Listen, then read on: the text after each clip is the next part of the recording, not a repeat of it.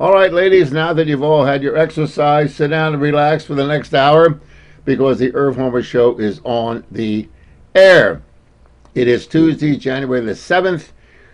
It is 8 o'clock in Philadelphia. That's the standard time. And we do this broadcast now from 8 until 9, Monday, Wednesday, and Friday.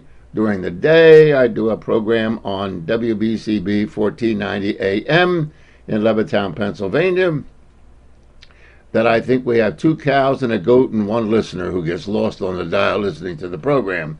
However, we are making some inroads and making a dent in creating a program that presents a different point of view. We do have a chat room here for you to get on board if you care to.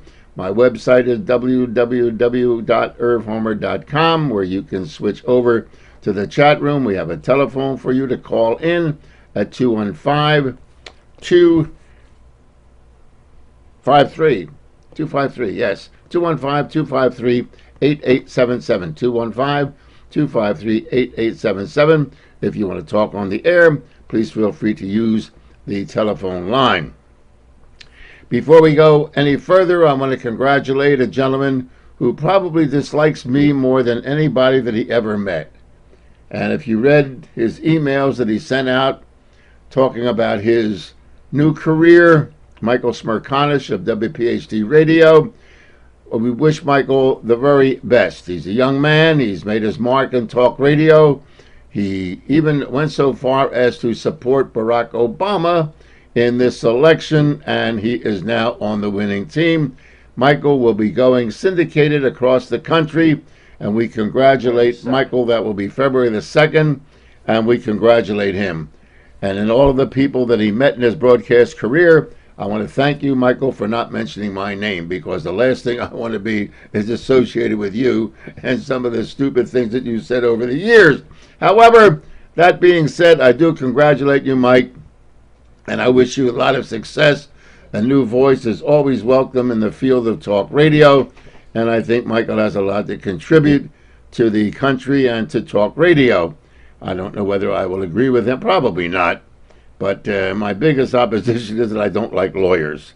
And Michael being a lawyer, I don't like you, Michael. Personally, he's a nice guy, but be that as it may, good luck, kid. You're in a field of tough competition, and you're going to find out what the real world is like. Our telephone number, once again, is 215-253-8877. And I want to talk about what I consider to be one of the technical miracles of electronics if you really sit down and take a look at this thing. This little thing here that I'm holding in my hand, I don't want you to see the numbers because of identity theft, but you can see what it is. It is called a credit card. Credit card. Okay? Legitimate credit card. My credit card. One of the credit cards. I only have one. I only have one credit card, and that's a company. This little miracle thing here is so unbelievable. About 20 years ago, 22 years ago, in China, I bought a pair of shoes with this thing. In Italy, I bought some silk scarves with this thing. In the Bahamas, I paid my hotel bill with this little piece of plastic. It is so unbelievable when you realize the miracle of a credit card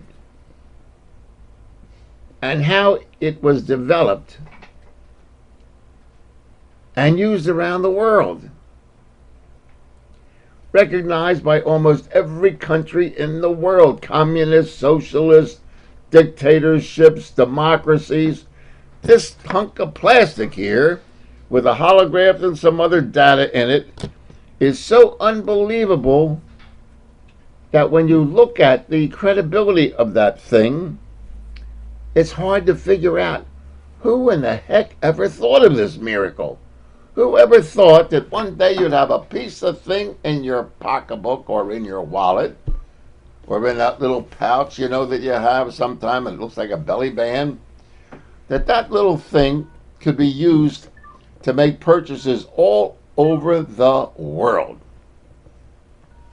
Which leads me to one of the subjects of tonight's program. I am so outraged and disgusted with our political system in America today, when the situation can be simplified, probably, by a card. Now, if this little card that I hold in my hand right now can be used to make purchases all over the world, would it not make sense, ladies and gentlemen, in light of the election alleged fraud that has taken place since George Bush 44 was elected president in Florida, with the hanging chads and the dreidel chads and the middle chads, and now in Minnesota between Al Franken and Coleman, and whether or not the gentleman from Illinois, Burris, should be seated in the Senate, could be simplified by issuing a voter card.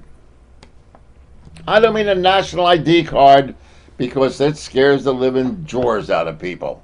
Oh, it's the mark of the beast, and it's this, and it's that, and the other thing. You know, the 666 on your head and all that. And people probably have a legitimate reason to feel that way. But suppose every citizen who was permitted to vote, we could screen illegal aliens from voting, we could screen people who are not qualified to vote, not eligible to vote, and it would prevent voting twice by the same person. You legitimately get a credit card. And I know there'll be those of you who say, well, there could be identity theft and blah, blah, blah, and all that. But it's no big loss. It would reduce minimum to the potential for voter fraud. We have a question from the audience. Yes.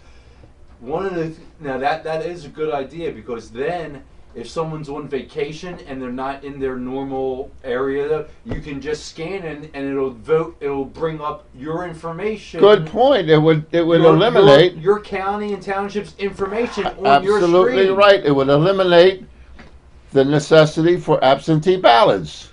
Yeah. Serviceman has his credit card in Iraq or Afghanistan. He wants to vote. He walks into the orderly room, puts his voter card in there, and he can vote from Iraq. He wouldn't have to worry about whether or not, did we get all the absentee ballots in from Hawaii? Did we get all the absentee ballots in from Indonesia? Did we get all of our absentee ballots in from all over the world? The serviceman who is entitled to vote walks in to the orderly room, puts his card in, bingo, it goes through the electronic gizmo there, and in 2 seconds you can tell whether or not you're eligible to vote. What is the problem? And of course, people are afraid of a national ID card. Is that the question on the website? Yep. Wouldn't they just use the voter card as an excuse to create a national ID card? They could use it the same as your Social Security card was never to be used as an ID card. I got my Social Security card many years ago, and it says specifically on there, cannot be used for identification purposes. However, try to do something today without your Social Security number. A baby is born in a hospital today. I believe they're assigned a Social Security number before they get their birth certificate. The problem, ladies and gentlemen, is not with the concept.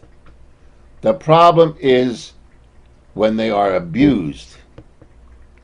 And as I've often said, the road to hell is paved with good intentions. But I am serious about this voter registration card. If you go to prison, it goes into the system, bing, bing, you're not allowed to vote. Psh, your card is rejected. If it's stolen in the signature, your card's rejected. What would be wrong with it? I am so disgusted with the situation that exists today. You watch the 6 o'clock news, you watch 11 o'clock news, you watch C-SPAN, you watch CNN, you listen to the Drake Cups on radio, on talk radio. Oh, Sudbury is being seated, Al Franklin's in Michigan, North Coleman is a... Get a card, put it in, bada bing, bada boom. You know who the hell voted and what the count is. It is mind-boggling. One other suggestion that I've often advocated, and it falls on deaf ears. There should be no tallying up of any election returns until all 4 time zones polls are closed. I do not want the people in California on the West Coast with Pacific time to know what the East Coast voted for and who they voted for. This is ridiculous. By the time the vote gets to California, by the time it gets to Middle America time zones, what do we have? We have Eastern time, we have Mountain time, we have Western time, we have Pacific time. We have 4 time zones in America. Well, once the votes are tallied in New York and Pennsylvania and Florida, moving into Chicago, by the time the vote gets to California, the guy can already win or the gal can already win.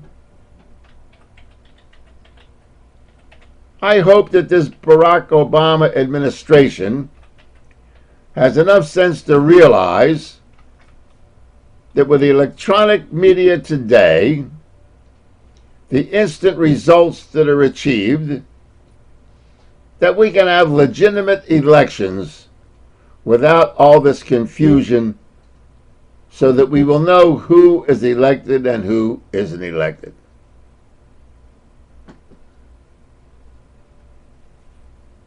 Most lotteries are tallied up in a few hours. Why not elections? You're absolutely right. The lottery system. Bada bing, bada boom, bada boom, bingo. You know the lottery number. Here's another comment on our chat room that you are welcome to use. Irv, you can get into the Phillies game. You can't get into the Phillies game unless that ticket is real. You're right. It would work. Do we have such knuckleheads in Congress or political advisors that they can't come up with some solution to the problem in voting in America?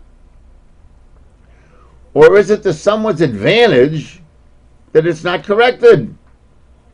Let's go to our telephone, 215-253-8877. And hello, how are you, sir, ma'am? Fine, Irv. This is Jim in Hatfield. Hi, Jim. How are you? I can't understand. I agree with you wholeheartedly, because I think that after all 4 time zones are finished voting, then they should announce to the public who they think is going to win. No, I don't think it's fair for the West Coast. They are always afraid of people jumping on the bandwagon. Right. And if one candidate happens to be behind, they see another candidate is ahead, nobody wants to vote for a loser. So somebody that may have voted for candidate A, where candidate B is ahead of the game, will forget about candidate A and jump on the bandwagon with B. Another thing I don't like is them choosing these select precincts from each individual state and come out with a projection, maybe of 5% of the voters, of who won the election, not discounting the other 95%. I think that's grossly unfair. Yeah, it makes it appear that those people who are polled are the majority of the voters, and that's not so. And then they have these exit polls that they actually use as a factual count to make a projection. Well, this is not a game of projecting to see who's going to win or who's going to lose the game. These are people that are going to represent us and dictate the policies of this country to us, Jim. And I agree with you wholeheartedly. We have got to do something about this to correct it. We must badger our congressmen, our senators, whoever is to be involved, and say, hey, we've got to get this situation straightened out. This is a mess. I agree. Besides costing hundreds of thousands of dollars to go into court and to go into litigation. Now, Coleman went in there and Franken went in there, and it's costing we the taxpayers thousands of dollars in litigation fees, so the lawyers are making all the money. It doesn't make sense. Now, Coleman's not satisfied with the vote that gave it to Franken. Now, he's going to go to court, and he's going to have the thing, try to have the thing recounted again for the third time. I think, you reach the point it becomes insanity. But I think, Jim, with the suggestion of using the electronic media, using this little card, it would, A, give you the total immediately of what the vote count was. I agree. It would then... That would necessitate doing away with absentee ballots. Who could, they could be lost. They could vote all over be doctored. If, in case if you lose the original, then you could apply for a duplicate. And if the duplicate and the original cross, maybe somebody's not that bright, and they'll count them both.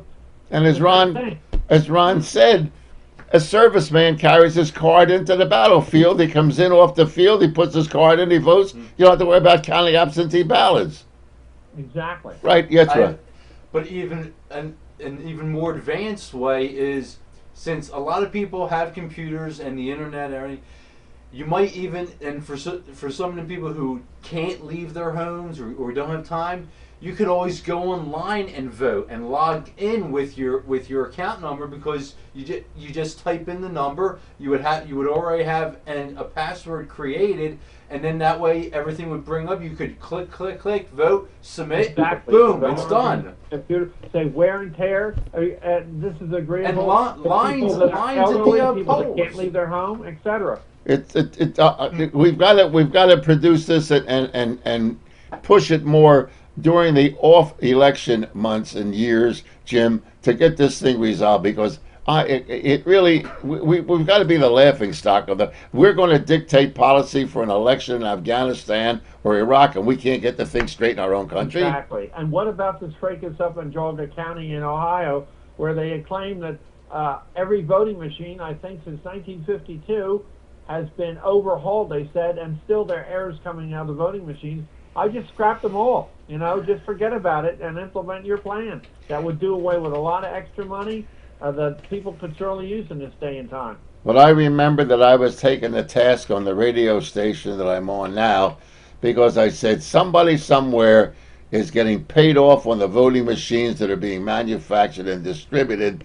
And it was at the same time when the casinos were being built here, where they were restricted. If you were a casino vendor, you couldn't be an owner if you were a politician of more than 5%. So we would eliminate all that patronage job of manufacturing. Computers are pretty well solid. They're pretty well regulated. You need specific, highly skilled technicians to deal it, and it's pretty difficult to get to these techies and try to play games with them. Jim, thanks so much for calling. Thank you, Irv. Keep up the good work. Thank you, my friend. Our telephone number, once again, where you can participate, is 215-253-8877. The voter registration electronic card, and the fear of people having a national ID card. With restrictions on a national ID card, I see nothing wrong with it. With the restrictions and with the fact that you will prosecute anyone who would tend to abuse it. Now, people have no fear of your carrying your credit card with you. You carry your Social Security card with you. We are identified. I did a program once, ladies and gentlemen. How many numbers are you identified with? I think one of my listeners called in and had 16 numbers that they were identified with. All the credit cards, your medical coverage card, your automobile insurance card, a number on your driver's license, a number on... We are identified by a gazillion numbers, and yet we live in fear of having a national ID card. That national ID card will not have your color on there, will not have your race on there, will not have your religion on there. It would be a holograph of a thumbprint, a fingerprint, an eye cast, whatever the means they use to determine who and what you are. And in light of this election mess that we've had since the Bush administration, that came to light with the hanging chads and the big blow-hoo-ha that had to go to the court. Don't forget, the Bush administration, ladies and gentlemen, was a Supreme Court decision. It was not the voters' decision. It was the Florida Supreme Court, then it went to the National Supreme Court, and that's how President Bush became the president. It had nothing to do with the voters. They couldn't get it straight. And how ridiculous to sit this. See, I always look, ladies and gentlemen, from the, what the devil was his name? Anyway, the name escapes me at the press. The seniors to this in a moment. But if you want an idea and you want to think of something, remove yourself and become a consumer of that idea and say to yourself, would I buy that idea? Well, I always look of how the rest of the world and the enemy looks at us. Now, if I'm sitting in Iraq and you're going to promote voting to me, and I'm sitting in Baghdad in a little bistro someplace having a little kakabaki or whatever they drink over there, and I see some guy in Florida looking like this, and I'm going to say, they want me to do that to vote?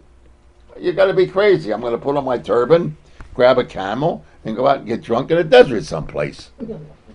It just doesn't make sense to me, folks. When are we going to grow up and learn how we are looking, or how the rest of the world looks at us?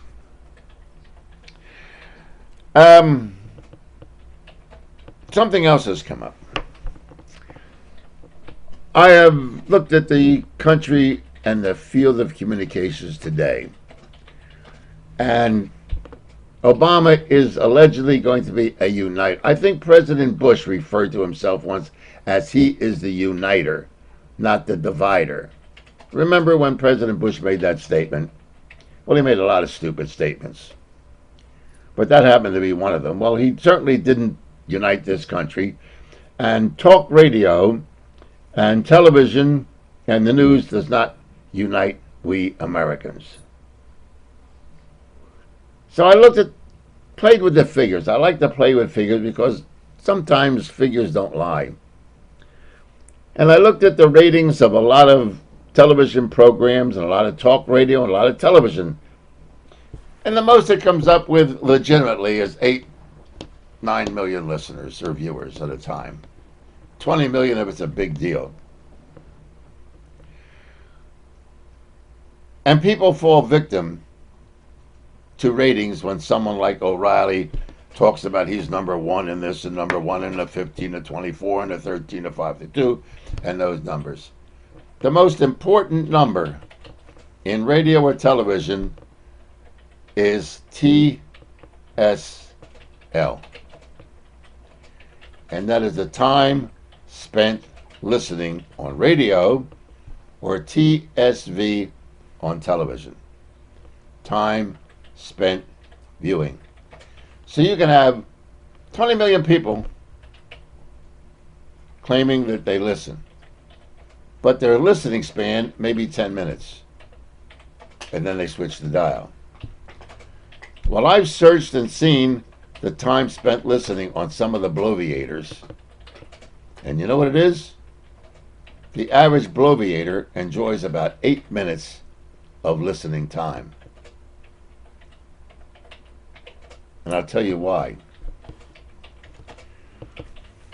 There's 60 minutes in an hour, right? You get 5 minutes of news and weather and traffic in the beginning of the hour. That kills 7 minutes. You then do 2 commercials for 1 minute apiece with a breaker in between. You now lost 9 minutes of the program. You then introduce the subject, which is another 4 minutes.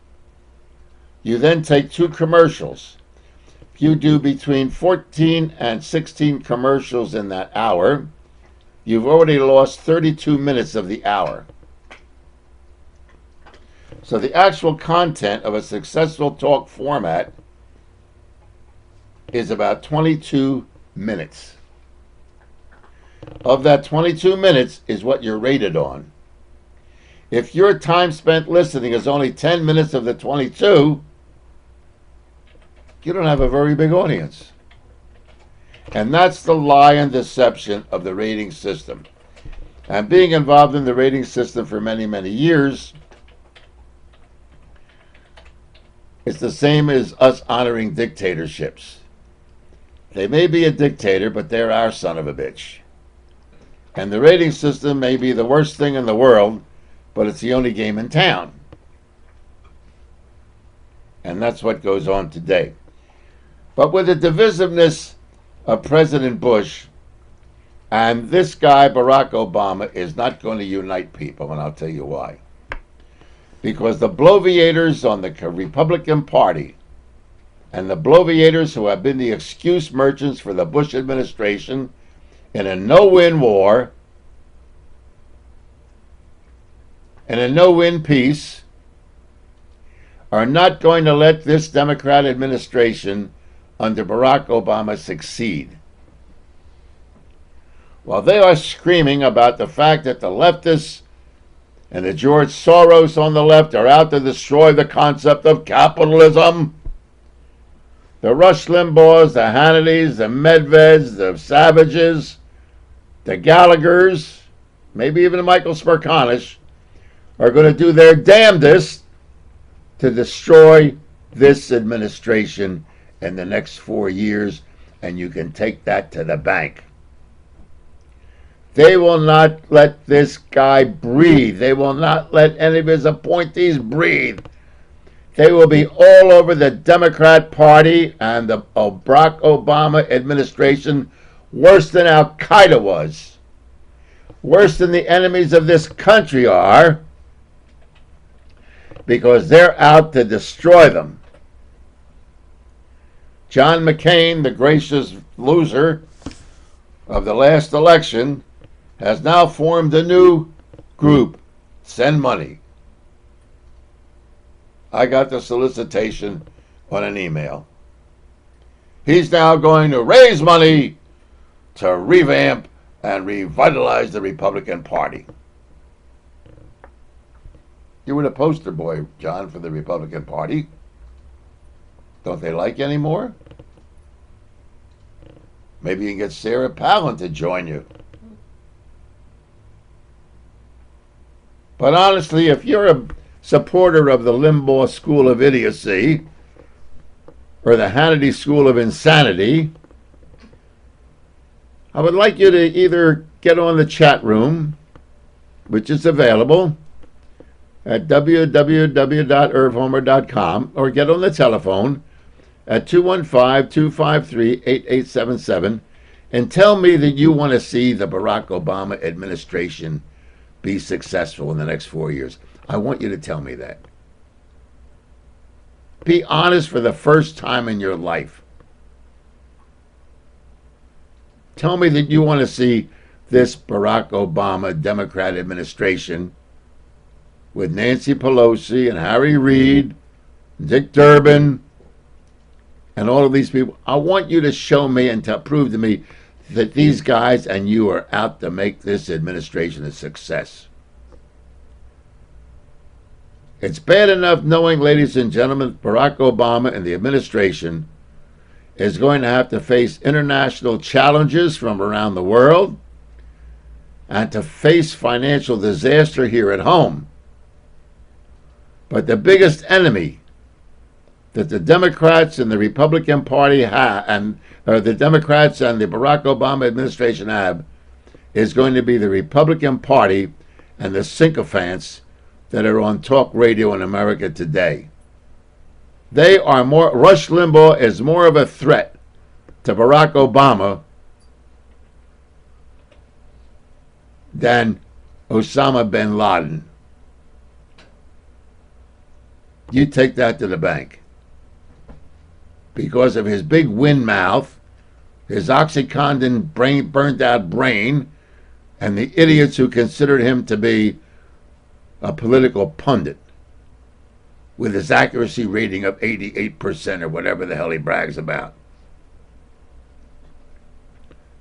Our problems are not overseas, ladies and gentlemen, because great empires very seldom collapse from outside.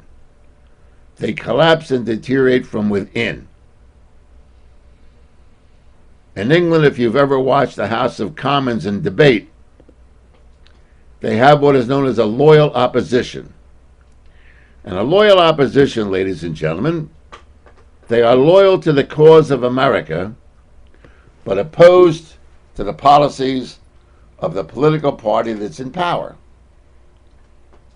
But they restrain themselves in attacking the political party that's in power if it will, in fact, interfere with the operations of the country of Great Britain. The opposition to the administration here in America doesn't give a rat's ass about America. All the limbo knitheads and the Hannity insanities are concerned about is destroying the Democrat liberal ideology in America. They don't give a damn about America. What have they ever done that's good for America? Other than make millions and millions of dollars off the backs of idiots like you. Now, where are all of you brave right-wing conservatives that support these people? Where are you Republicans? Show me any of the Democrat or liberal commentators on radio or television today that actually ever